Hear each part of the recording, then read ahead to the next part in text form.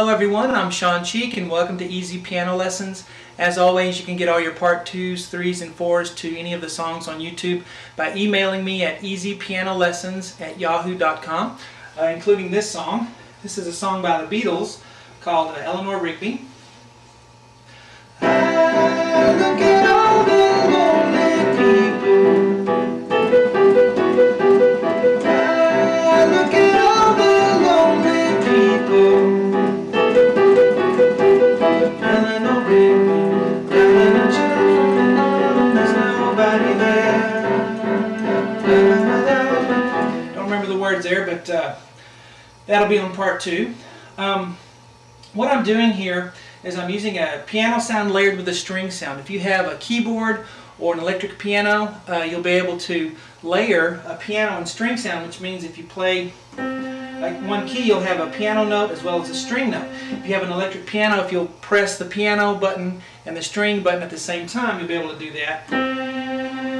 With the keyboard, it might be a bit more complicated, but the Beatles actually use a string quartet in the recording to do the accompaniment. So that kind of sounds nice to have a string sound, or it sounds just as good with just piano. So let's start with left hand.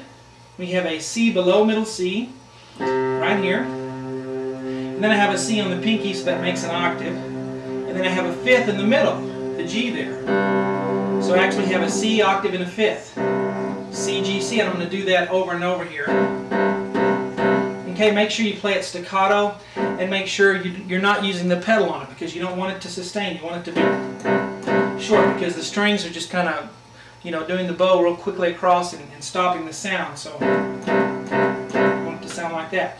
Right hand's going to have a middle C and an E above that together. And then after that, you're going to have a D above middle C with an F sharp. Here's the F sharp. Play that together. And then after that, you're going to have an E above middle C and a G above that together. And then you're going to have an F sharp, this black key here, and an A above that together. So let's try this first measure here. You play right hand and left hand together here. And actually you want to hold that E and C in the right hand while you continue to play short notes in the left hand. Okay? And then you have a right hand here, F sharp and D. And then you'll play the left hand octave and a fifth with the G and E on the right hand. And then the A and F sharp will be by itself. So that first box there is.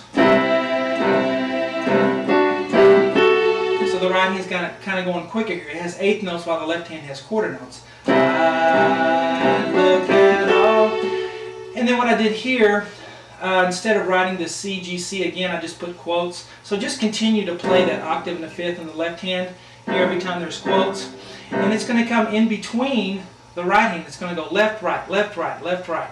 So you'll go left hand, and the right hand will have a G and an E above middle C, and then left hand, and then the right hand has an F sharp and D, and then the left hand's by itself after that, then the right hand on a middle C and an E, and left hand by itself, and the left hand drops below middle C with a B and a G below that. So it's left, right in this box here. And you want to play the right hand legato, which means connected. If you can do that smoothly, connect one third to the next. But the left hand needs to be real short, so you get kind of a, I'll start at the beginning here. Second box.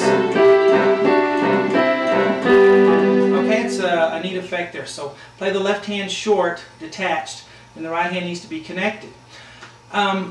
Moving on, we're going to change our octave and a fifth. So on the left hand, you were on C, octave and a fifth, move up to an E octave and a fifth. So you can have an E on your thumb, an E on the pinky, and a B in the middle.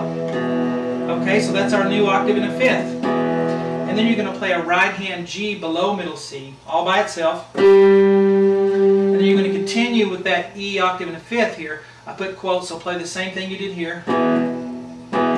The octave E and the B in the middle. So this box is left hand, right hand, left, left. Okay, so now let me do this whole first line for you. Here's the first box. Second box.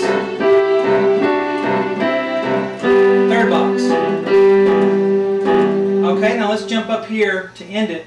This is right hand. All these letters that are written are right hand. So let's do that. That's the part that goes. Okay, and I want you to notice the B in the right hand that keeps coming back, because you're going to do a note and then a B, then another note, then a B, then another note, then a B, etc. So we're going to have a B above middle C on the pinky. Okay, and first we're going to do an A right below that B, right here, and then do the B, and then do a G right here, then go back to the B, and then do an F sharp, this black key here, then go back to the B, and then back to a G right here, then back to the B on the pinky, and then to an E, the lowest note here, on the thumb, and then back to a B. So we get... Alright, now see the little vertical lines I wrote beneath some of the notes? What you're going to do there is continue to play the E octave in a fifth that you had right here every time there's a vertical line. So you play the left hand E octave in a fifth that you did right here with that A, and then do the B. And then play the left hand again with the G, and then the B, and then play the left hand with the F sharp, and then the B, and then the left hand with the G, and then the B, and then the E with the left hand, and then the B all by itself. Okay, so let's do the whole thing from beginning and then going up to here. Here we go. First box. Second box. Now we're at this third box. Okay, now come up here. Okay, and that actually will happen twice every time that comes in.